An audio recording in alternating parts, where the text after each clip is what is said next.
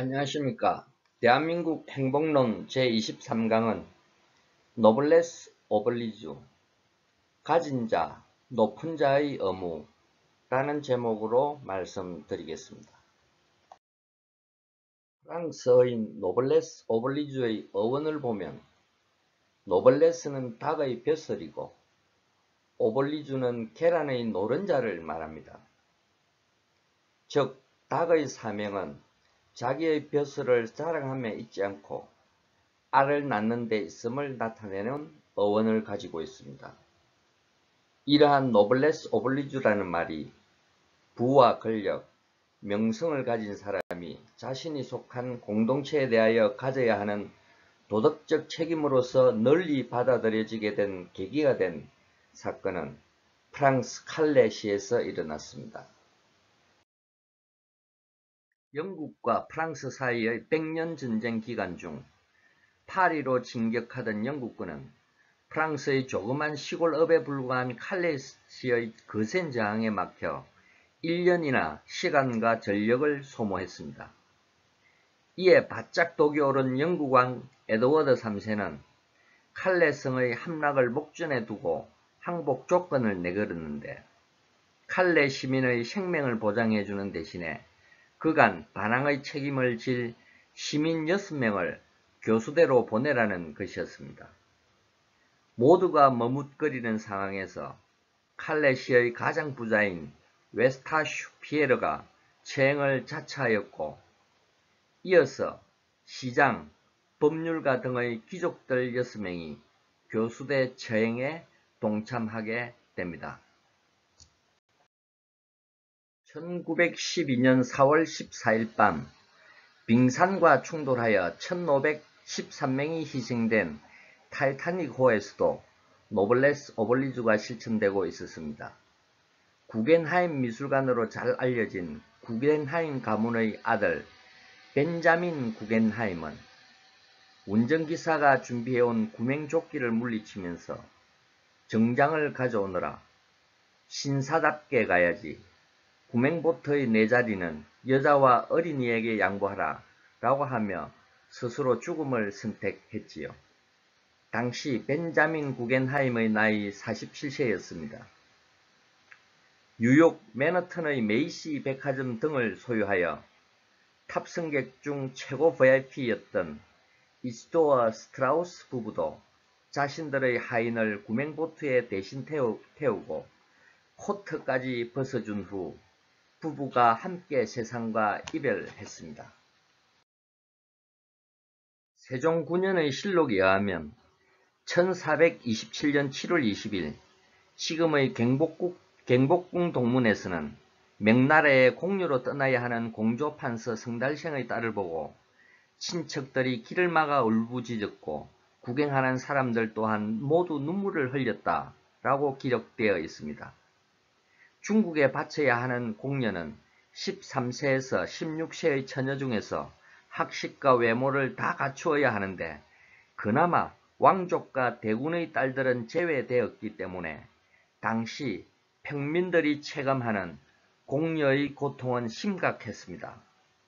궁녀지책으로 딸을 빨리 결혼시키거나 머리를 밀어 출가를 시킨다거나 하였는데 이도 저도 안되면 목숨을 끊는 일들도 빈번했지요.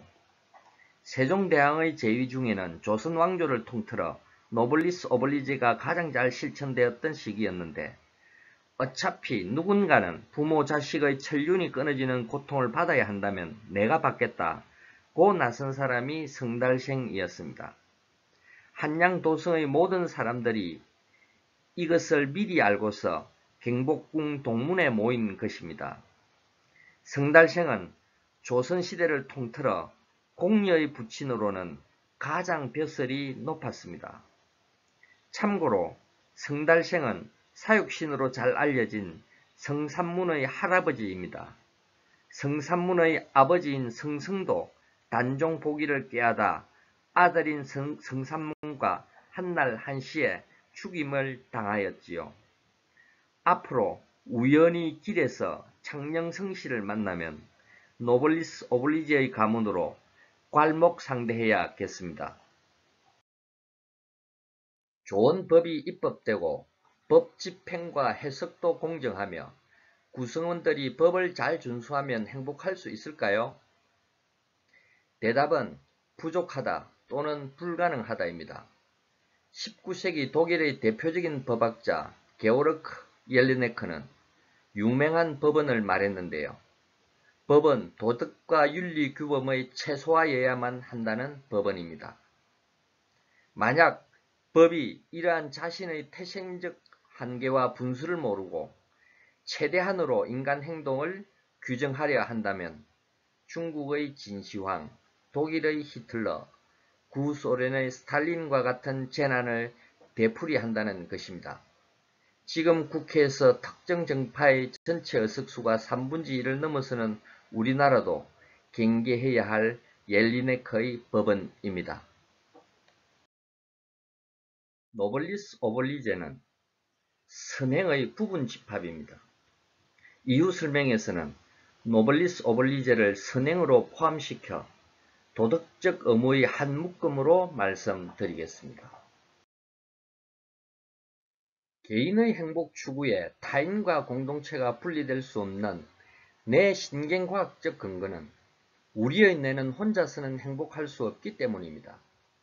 행복도 감정의 한 종류로 볼 수 있는데 동물과 다르게 인간은 목적을 통하여 감정을 만들어낼 수 있는 유일한 존재입니다. 우리의 뇌는 자신만을 위한 목적을 가지고 어떤 일을 하면 뇌에 그다지 큰 변화가 생기지 않게 설계되어 있습니다. 그러나 타인을 위한 소망과 목적을 가지면 감정을 움직이는 뇌의 신경전달 물질이 활성화되어 종뇌는 행복과 관련된 뇌의 구조적 변화가 쉽게 일어납니다. 예컨대 돈을 많이 벌어야겠다는 소망은 머리에 돈만 있고 그 돈을 벌어야 하는 가슴을 뛰게 하는 목적이 없습니다. 그러나 가족의 굶주린 배를 채우기 위해 자식들을 학교에 보내기 위해 등의 목적이 있으면 죽음조차 감수합니다. 그래서 베트남 전쟁터에 자원을 하고 기꺼이 광부와 간호사로 독일로 떠났던 것입니다. 기업인도 마찬가지입니다. 자신과 친족의 범위를 넘어서 수천 수만 명의 직원들과 그 가족 및 협력업체들의 생기를 책임지겠다는 목적을 가진 기업인은 아무리 힘들고 험한 꼴을 당하더라도 견뎌낼 수 있는 것이지요. 어떻게 살 것인가? 인간으로서 어떻게 살 것인가? 어떻게 사는 것이 인간다운 삶인가? 라는 질문에 대한 대답을 인간 행복의 조건으로 승화시킨 사람이 러시아의 대문호 톨스토이입니다. 그는 인간은 성장을 멈추면 그 순간부터 행복이 멈추어지고 불행이 시작된다라고 하였는데요. 그가 말하는 성장의 정체란 나로부터 시작된 성장이 나의 울타리를 벗어나 너라는 타인의 영역으로 확장 발전하지 못하는 것을 말합니다. 톨스토이는 그의 책 인생의 길에서 오직 자기 자신만을 위한 행복이라는 것은 이 세상에 존재하지 않는다라는 참회와 깨달음의 바탕 위에 이성에서 인간이 얻는 최고의 행복은 다른 사람들과의 융합과 일치다라고 했던 것입니다. 톨스토이가 말하는 융합과 일치를 통한 최고 수준의 행복은 다름 아닌 공동체 구성원으로서의 도덕적 의무인 선행의 실천을 통하여 성취되는 것이지요. 타인과의 소통과 공감이 행복의 요체라는 톨스토이의 말과 일맥상통하는 곳이 있습니다. 영국에서 가장 오래된 명문 사립학교로서 1382년에 개학한 윈체스터 컬리지입니다. 이 대학의 설립 모토가 매너가 사람을 만든다인데 이는 타인에 대한 배려와 존중이 인간의 기본 가치이다 라는 설립자 윌리엄의 근학 이념에 따른 것입니다. 행복한 삶, 의미 있는 삶이 되기 위해서는 자기 자신의 수신과 수양뿐만이 아니라 공동체적 유대감과 소통이 더 중요하다는 것이지요. 대화할 때는 반드시 상대방과 눈을 마주치면서 말하라 라는 서구인들의 매너도 이런 교육이 습관화되어 나타나게 된 것입니다. 이점에서 선행, 즉 Random Act of Kindness의 정의에 대해 다시 한번 생각해 보겠습니다. 다소 복잡한 선행의 교과서적 정의를 설명하기 딱 좋은 실천 사례를 최근 뉴스에서 찾게 되었습니다.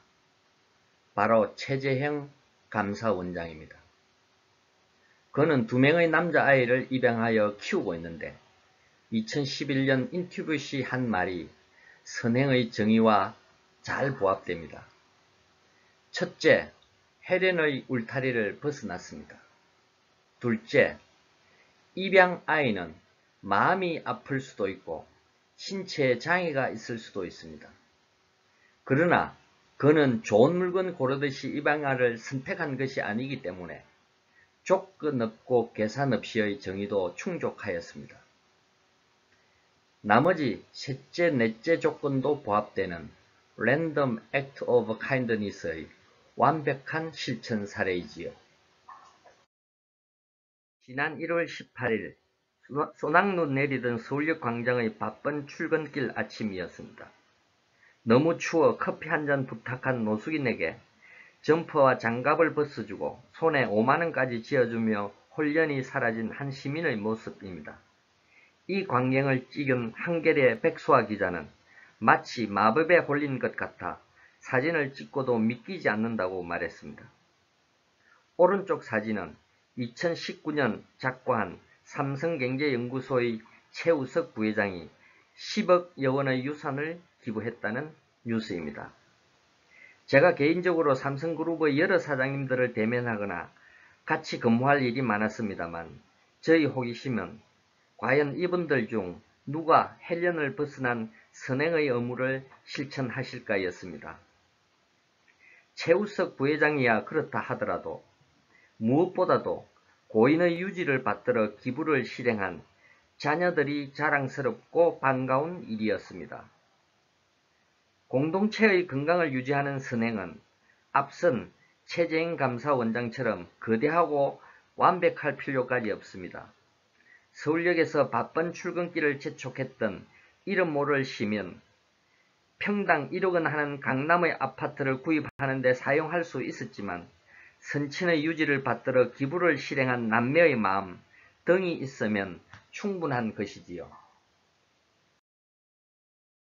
사실 선행이라는 것에는 여러분과 제가 대답해야 할 중대한 정치적, 사회적 질문이 언닉되어 있습니다. 이런 질문 말입니다. 선행을 법적 책임보다 더 엄중히 지켜야 할 도덕적 의무로 간주하지 않는다면 그런 사회는 어떤 모습일까?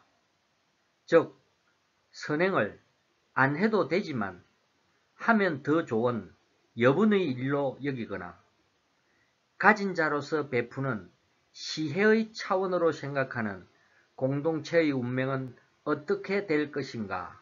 입니다. 만약 선행을 도덕적 의무로 받아들이지 않는다면 그 공동체는 추상과 허구적 진실을 관장하는 좌뇌의 공격에 직면하게 됩니다. 그 이유는 인간뇌의 특성과 깊은 관련이 있는데 약 7만 년 전 인간이 추상의 능력을 보유하고부터는 우뇌가 관장하는 실체적 진실보다는 좌뇌가 관장하는 허구적 진실에 더 끌리게 진화되었기 때문입니다.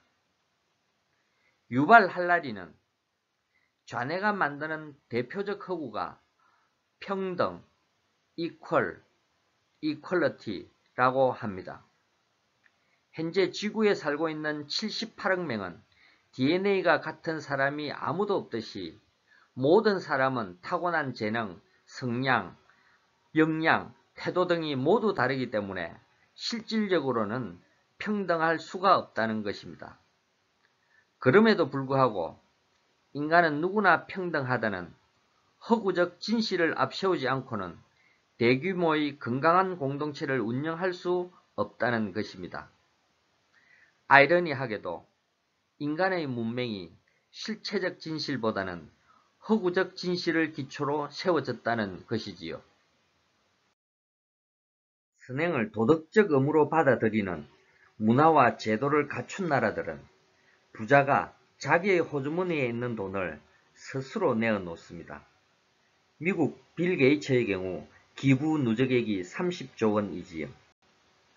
반면에 선행을 도덕적 의무로 받아들이는 문화와 제도를 갖추지 못한 채로 인간은 평등해야만 한다는 좌뇌의 선동에 휘말린 후진국들에서는 부자의 호주머니에 구멍을 내거나 직접 손을 넣어서 돈을 강탈하여 분배하려는 관행을 답습합니다.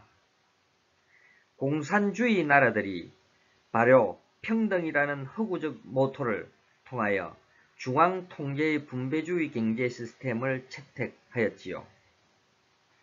반복해서 말씀드리지만 선행은 법으로 규정할 수도 강제할 수도 없는 매너와 도덕과 윤리 규범의 문제로서 돈을 가진 사람이 스스로 자기의 돈을 내어놓도록 해야만 선진국이 되는 것이지, 부자의 기부를 강요하는 것은 가난한 사람들을 더 가난하게 하고 선진국의 문은 점점 더 멀어질 따름입니다. 우리나라는 경제 규모는 세계 14위이지만 기부 지수는 후진국 수준인 60위에 있는데, 설상가상으로 요 1, 2년 국회에서 통과되는 경제 관련 대부분의 법들, 예컨대 공정거래법, 상법, 심지어 보험업법까지 모조리 대기업의 지배구조를 해체시키거나 가진 자의 호주머니에 손을 넣고자 하는 법뿐이니 새삼 걱정이 더해질 따름입니다.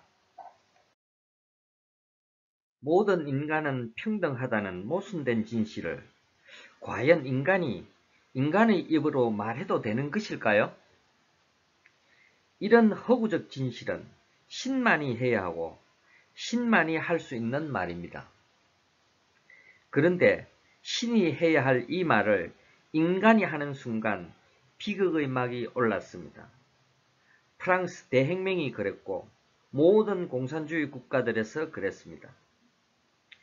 인간이 생리적으로 가진 탐욕의 본성을 자유라는 이름으로 마주보고 보듬어 주면서 동시에 평등한 세상을 구현하기 위해서는 신이 필요했던 것입니다. 그렇기 때문에 1776년 미국 독립선언문의 서문은 아예 신으로부터 시작합니다. 신이 인간을 창조했고 모두 평등하게 창조했다.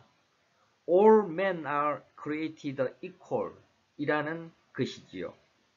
즉 신이 모든 사람을 평등하게 창조하였기 때문에 특히 가진 자는 선행의 의무와 노블리스 오블리제를 실천하여 다른 사람이 하늘로부터 부여받은 존재 그 자체의 존엄성을 지켜주어라 라는 명령문이 되는 것입니다. 비록 선행은 모두가 알고 있는 진부한 단어이지만 그 실천 여부에 따라서 야만과 문명, 후진국과 선진국, 불행과 행복으로 갈라지는 분수령인 것입니다. 매일 작은 것부터 일상적인 것부터 하루에 한 가지씩 선행을 해야겠습니다. 대한민국 행복론 강좌는 몇몇 교수님들의 요청과 3년 전부터 시작한 한국전력공사 행복교육의 보충 심화학습 자료로서 출발하였습니다. 근래 일부 구독자께서 품격 있고 수준 높은 피드백을 주시고 계시기에 제 메일과 핸드폰 연락처를 널리 공지드립니다.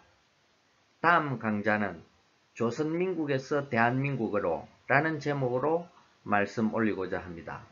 감사합니다. 좋은 하루 되십시오.